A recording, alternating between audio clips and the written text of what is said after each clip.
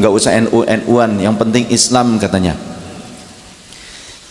Kita tidak akan kuat jika kita bersikap demikian, karena yang sudah terjadi. Kenapa secara sejarah NU dibentuk?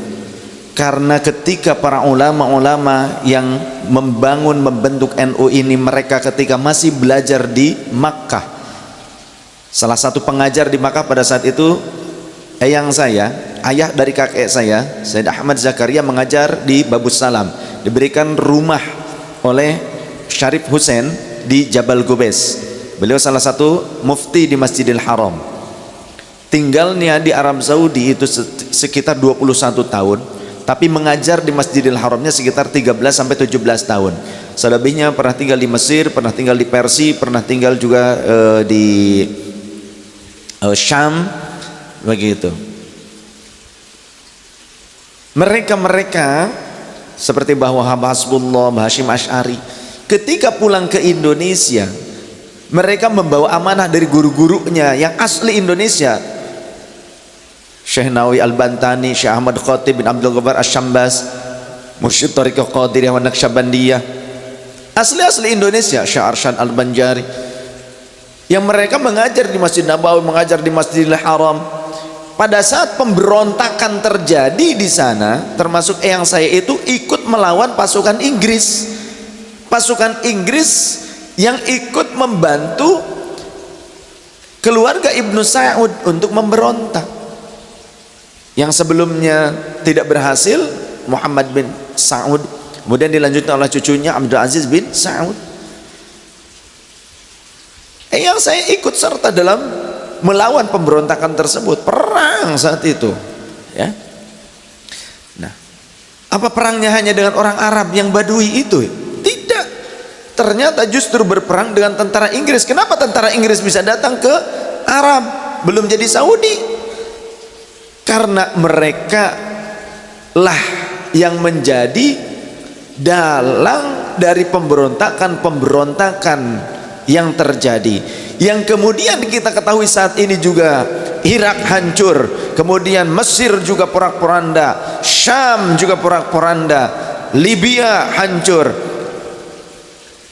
Yang bertarung siapa? Orang setempat, sesama muslim, tapi di belakangnya yang nyokong senjata ternyata orang-orang asing, orang-orang luar yang mereka membenci Islam dan ingin mengambil kekayaan alam negara-negara Islam. Bagaimana caranya? Mereka berupaya untuk menguasai kekuasaan pemerintahnya dengan menjadikan pemberontak sebagai boneka. Pemberontak sebagai boneka. Maka jangan sampai itu terjadi di Indonesia, karena itu pun diupayakan untuk terjadi di Indonesia.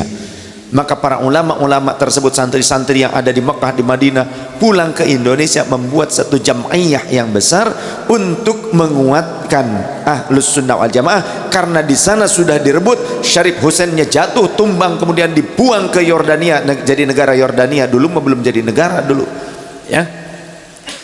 Termasuk yang saya juga pulang ke Indonesia, banyak para ulama yang dari Indonesia yang terbunuh di sana, kemudian ada juga yang melarikan diri, ada yang ke Afrika, ada yang ke Yaman, kemudian ada juga yang pulang kembali ke Indonesia, pulang ke Malaysia, karena di sana tidak bisa dipertahankan lagi Ahlus Sunnah wal Jamaah. Ketika kudeta itu berhasil mereka lakukan, mereka membuat satu asas tunggal. Apa itu? Asas Wahabiyah.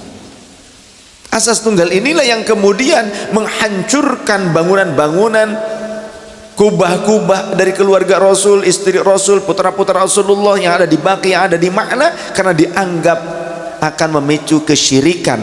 Padahal itu untuk berteduhnya orang-orang yang berziarah kubur, yang ziarah kubur itu merupakan sunnah Rasul. Dulu masih bisa lama-lama kita ziarah kubur di sana, tapi sekarang ziarah kubur tidak bisa lama. Jamaah kita yang hajian, yang umrah, ziarah kubur gak bisa lama-lama, harus sebentar. Assalamualaikum, di sini sudah ada askar-askar, ya, mutawifnya sudah ada, dan semuanya mengatakan wah, ceramah diceramahin. Kita tahu, kita ziarah malah diceramahin. Syirik, lawas, hati-hati dengan kesyirikan, ini lain sebagainya. Nah sekarang begitu, kalau kita sedikit saja doa begini, haji haram, haji syirik, begitu. Apa mau di Indonesia kita ziarah Wali Songo haji haram? Ayo, mau nggak? Kita ziarah ke kakek nenek kita, masya Allah, haji syirik, haji haram, yalah haji begitu. Ampun. Maka beruntunglah alhamdulillah kita ada di Indonesia yang Ahlus Sunnah ini dijaga oleh Nahdliyin. Ya. Sekarang di sana menjadi kerajaan keluarga Al-Mamlakah As-Saudiyah. Sudah tidak bisa apa-apa lagi orang-orang kita. Ketika ada kabar habaib dari Indonesia diakui dan diagungkan di Arab Saudi oleh pemerintah Arab Saudi, itu kabar bohong. Karena apa? Orang yang asli kelahiran Saudi, ulama Saudi, habaib yang asli Saudi sendiri, Sayyid Muhammad bin Alwi Al-Maliki Abuya, beliau itu mengajar di Masjidil Haram, beliau itu menjadi wakil rektornya Universitas Ummul Qura. Bagaimana kehidupan beliau di sana? Ditekan dakwahnya, kebiasaan-kebiasaan maulidan didatangi oleh pemerintah, oleh petugas, harus diberhentikan. Seperti itu ya. Sekarang putranya Abu Yasin Ahmad bin Muhammad Al-Maliki, kemudian juga Habib Zain bin Smith di Madinah. Saya kalau ketemu di luar mau cium tangan aja nggak boleh, belakang-belakang ikut dulu. Kalau ke rumahnya aja pelukan.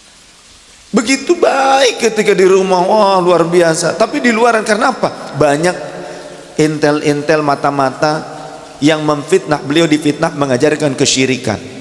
Beliau ulama yang luar biasa, ahli tafsir, ahli hadis, ahli fiqih, masuk ke dalam kategori mufti. Akan tetapi kehidupannya di Arab Saudi bagaimana? Ditekan. Apalagi diketahui sebagai dzurriyyah Rasul. Habaib di sana itu tidak bebas seperti di Indonesia ya. Maka beruntunglah kita berada di Indonesia, karena Indonesia rumah kita bersama, titipan dari para aulia dan dzurriyyah Rasul, kurun-kurun awal yang membawa Islam ini ke Indonesia tanpa peperangan, tapi dengan cinta kasih dan persahabatan.